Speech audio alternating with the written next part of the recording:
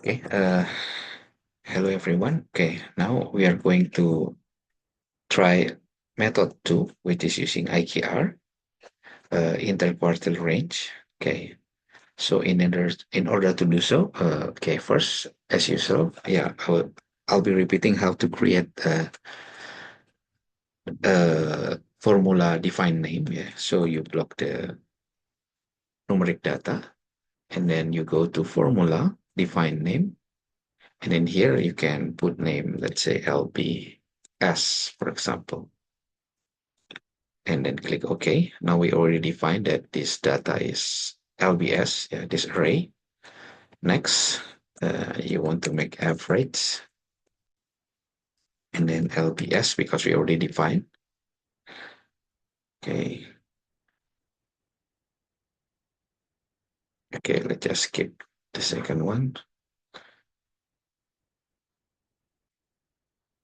Okay, next we want to define the three numbers. Okay, we can use minimum. The five summary numbers. Okay, we can start with minimum, or you can also use quartile. Yeah. Example. Okay, let me put number in here. Okay, so basically quarts mean 4. So we should divide the data into 4 sections. Therefore, we need 5 numbers from 0 until 4. So 4 kind of number. Q0, basically a minimum. But in here, we don't use minimum because we want to use another formula, which is quartile inclusive, including the LBS array. That is the first parameter. And then after that, just refer to the number on the left like this, and then close bracket, enter. So we can apply this formula all the way down by clicking the bottom right of the cell like this until it turns black. So the cursor basically white plus sign. You must hover until it is black like this and double click. Okay, now you already know the Q0 until Q4. You have Q3 and Q1 as well. This is for calculating IQR. So what is IQR? IQR is basically Q3 minus Q1. Yeah. In here, yeah, as you can see, this is already defined. Okay, I'll do it anyway. Q3 minus Q1. Okay, just like this. And then what is lower bound? Lower bound is the boundary for small data. Uh, this is start. You can get this by subtracting Q1 with 1.5 of IQR. So Q1 minus 1.5 times the IQR. Okay, so you will get 36.59. Okay, for the upper bound, how about that? Yeah, you're using Q3 plus 1.5 times IQR. Close bracket. Okay, now you already know the lower and the upper bound. Okay, so how to tell number of outlier? Okay, number of outlier.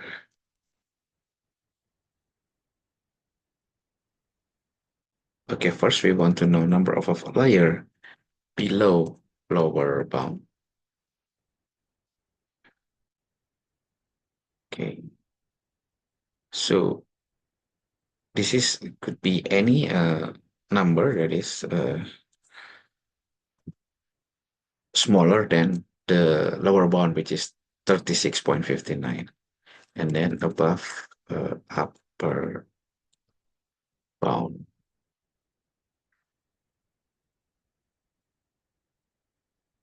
Okay, in order to do this, we can do count if. one bracket. The range is we already defined LBS. And then the criteria, this is slightly different from first method.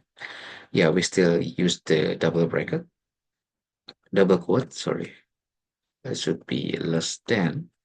However, you cannot type the G11 inside because it would be considered text or string.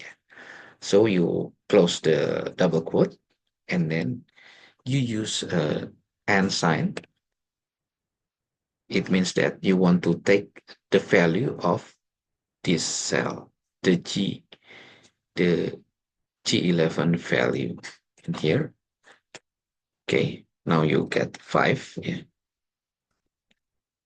And then count if the range is LBS again, and the criteria is larger than, and also we will use and sign, and then upper bound like this. Okay, so the total number of outlier,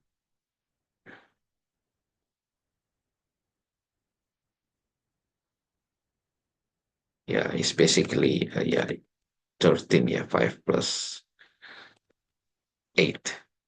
Okay, that is the second method.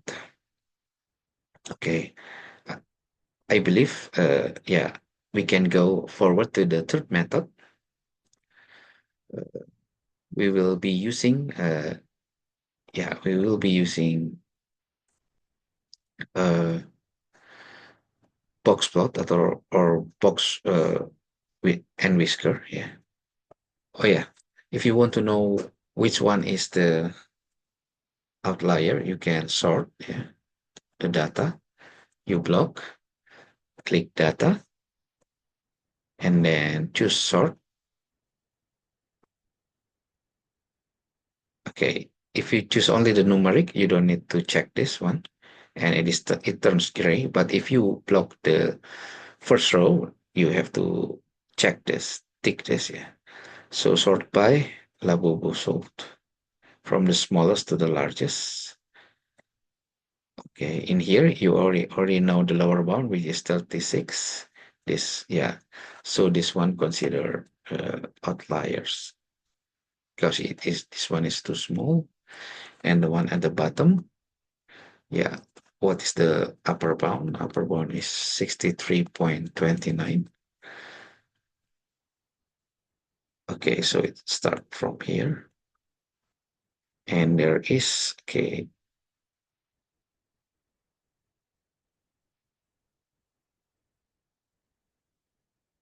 Okay, there's this data. So this is the outlier. 1, 2, 3, 4, 5, 6, 7, 8. Okay, there is 8. Yeah, same. Yeah. 8 and 5. However, yeah, we will try to use box plot in here. Okay, just plug the data and then insert recommended chart. Okay, or you can also use this one because in MacBook you don't have this. You don't have the all chart like this. So you can use this one, box and try to choose box and whisker. Okay, and here initially, okay, I'll move this to the top.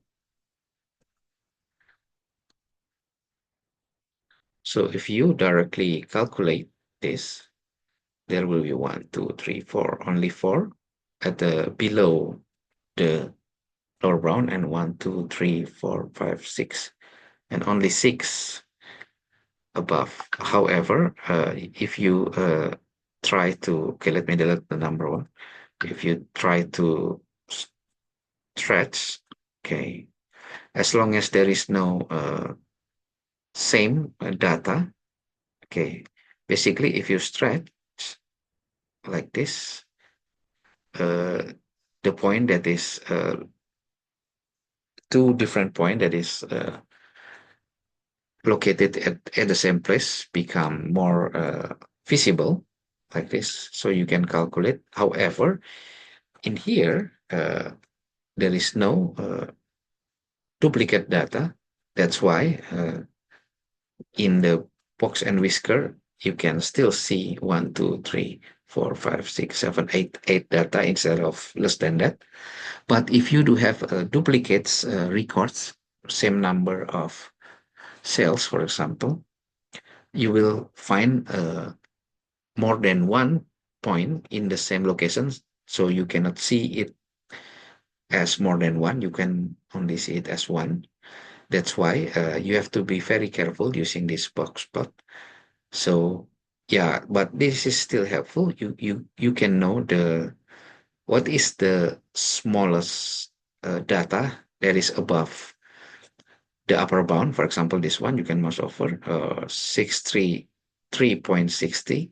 So if you already sort the data, let's say you didn't calculate the IQR, so you can start from here, forward and down. So this is the big number for the outlier. And if you mouse over in here again, what is the largest data in the lower bound, which is this one. If you mouse over, you can see 333.8. So you start with that, goes up until the smallest value. And in here you find 5. So it would be 8 plus 5. It would be similar. It is 13. Okay, I think that's it. Thanks for your time. See you again in the next video. Thank you.